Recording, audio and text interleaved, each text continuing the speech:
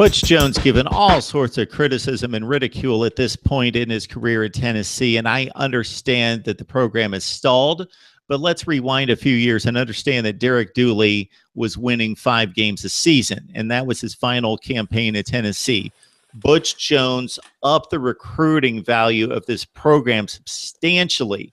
He brought in top 5 to top 15 classes each and every year. He brought it from a 5-win program that's roughly top 45 to 50 in the country to a status in which they could win most of their games in the SEC, win back-to-back 9-game seasons, and really dissect that 2015 campaign. They lose to Florida on a 4th and 16 play that's infamous in Tennessee history now, after they had lost whatever 10 or 11 consecutive games against the Gators. So they lose that one that they had in the bag by 2 scores in the 4th quarter and a 4th and 16 that they gave up to Antonio Callaway. That was the year that they really needed to break through. They had an Oklahoma team that went on to the college football playoff down by 2 scores in the 4th quarter at home. They had Arkansas down. They had Alabama, as we mentioned a few minutes ago, down in the 4th quarter. They were a 9-4 team that was this close to, it sounds ridiculous now, but to get to the college football playoff. And then they followed up with a like 9-4 season in which they generally beat who they were supposed to beat until late in the season. And they should have won the SEC East because they got over that Florida hump, and you figured, okay, they got over the Florida hump. They're so much better than the rest of this division at this point that they should be able to win the division. Nope, they lose to Vandy. They lose to South Carolina. And based on all the talent that exited the program that you outlined, there was just no way that they were going to come back and put together a season that was going to contend in that division, especially with the upgrade we've seen out of Athens, Georgia. So Butch Jones in a very difficult spot. It's tough. It's really tough. It's not only tough for him, but you got to think about the fan base too, Mark. The Tennessee fans want a winner. They want cash money in the bag. They want an elite name. Tennessee fans think of themselves on the same level as Alabama. For the last years, whether it be 10, 15 years, Tennessee has always been either number 1 or number 2 when it comes to SEC football. They've never been that 3rd and 4th and 5th tier. They never want to think of themselves as that 3rd, 4th, or 5th tier. And you really thought that Butch Jones had this program getting back to, where it once was. It was on the uptick. It was on the upswing. And you really wanted to believe we're building this thing brick by brick by brick. You really wanted to believe, we're champions of life. You really wanted to believe everything that Butch was putting into this program. But the simple fact of it is, has not proven to get this bunch back to an elite status. And there are so many names that have been thrown into the rumor mill that could potentially get a call to run Rocky Top. Stephen M. Smith of Touchdown Alabama joining us each and every week to talk Tide with the Alabama Crimson Tide taking on Tennessee this week in Tuscaloosa. You can join Stephen on his show the way it is, weekday afternoons, 2 to 4 Central Time on Fox 97.9. Stephen, before we let you go, we always love to hear what is the hot topic on the show for this particular week.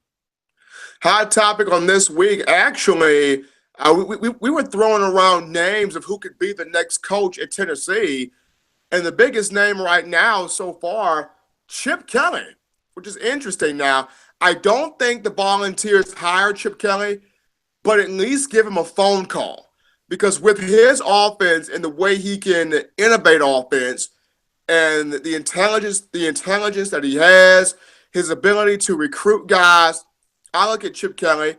But the funniest name, somebody threw John Gruden in there. And I thought, the Gruden grinder.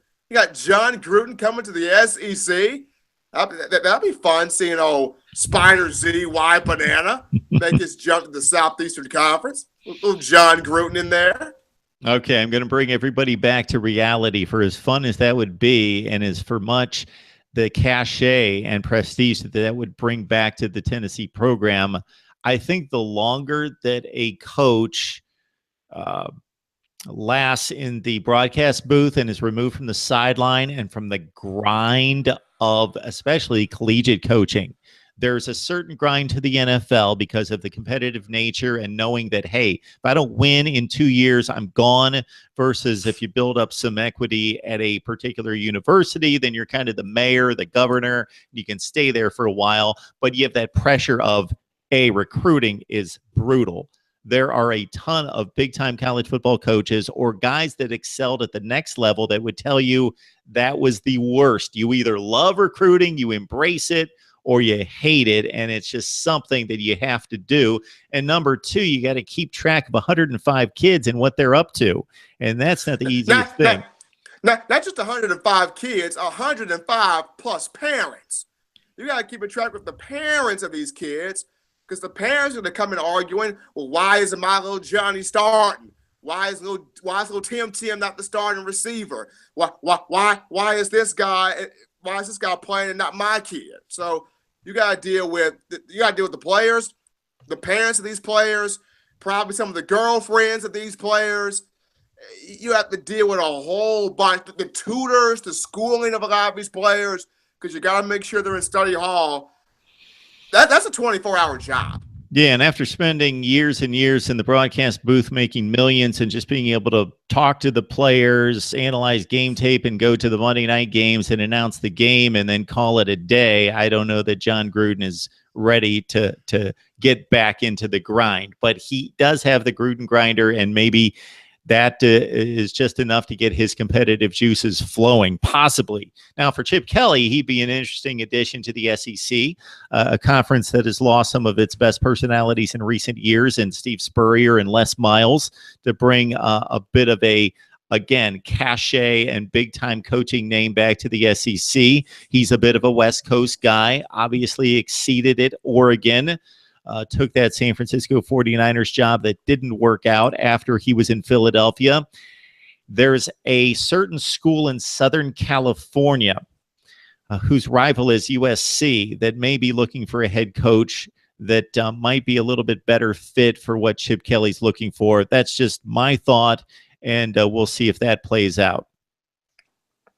I would love to see UCLA make that move. You're in Hollywood, Chip Kelly versus Clay Helton.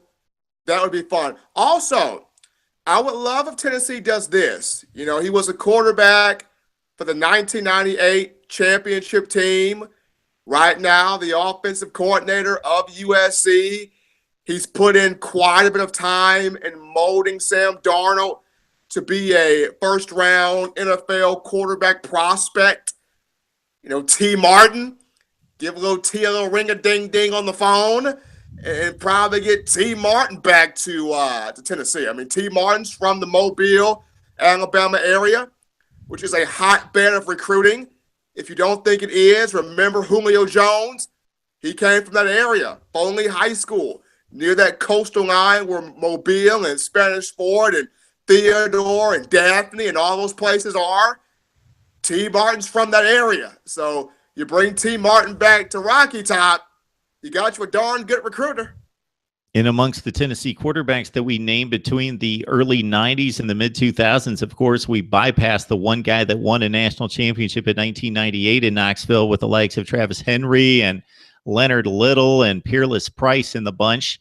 One T. Martin in relief of Peyton Manning once he moved on as a number one draft pick to the NFL. Got it done with Tennessee defeating Florida State that year, and he's made himself into quite the offensive coordinator that is well respected by the players and the coaches and scouts out on the West Coast.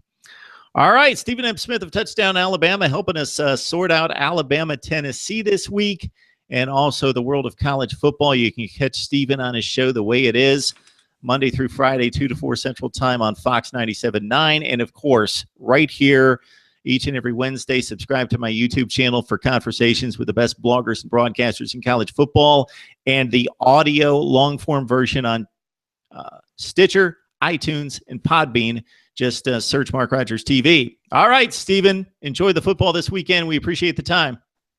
Thank you, Mark. Appreciate it.